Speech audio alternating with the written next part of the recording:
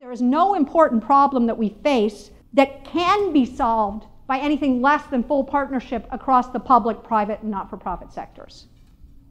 It's an absolute requirement for where we've gotten ourselves in human history, and getting much richer dialogue across that is an imperative. We need business capacity. It's problem-solving, job-creating, innovating capacity.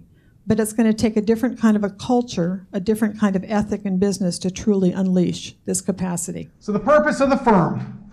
I believe that the lack of attention to this topic is one of the fundamental reasons why business finds itself near the bottom of the trust scale in society today. No, we can't do that.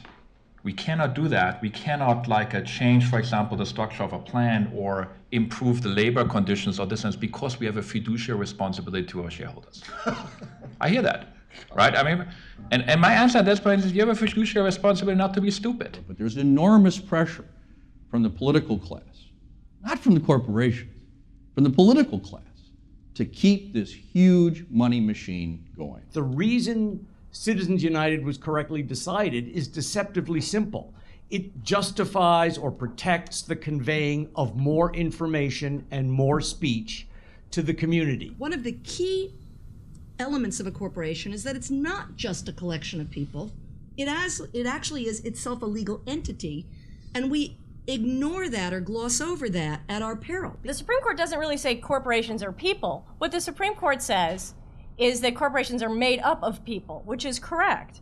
And it's just that the wrong people get to decide what political, legislative, and regulatory ideas to support. Even if we adopted laws that barred any corporate contributions in the political system, eliminated corporate political action committees, and so forth, we would still have people putting their thumb on the scale. This system can't continue. It will fall of its own weight, whether by scandal or resistance, I hope, from people in the business community who don't believe they should be asked to play this game. An MBA is the portal to the networks and the language and the basic knowledge for building enterprises. And enterprises exist to make and create and build and to solve problems of great complexity. And most audiences in the world expect more from companies than just to maximize money and stay within the law of where they're located. We have expectations of sustainability policies, animal welfare, labor policies, community engagement, diversity, and that's just table stakes.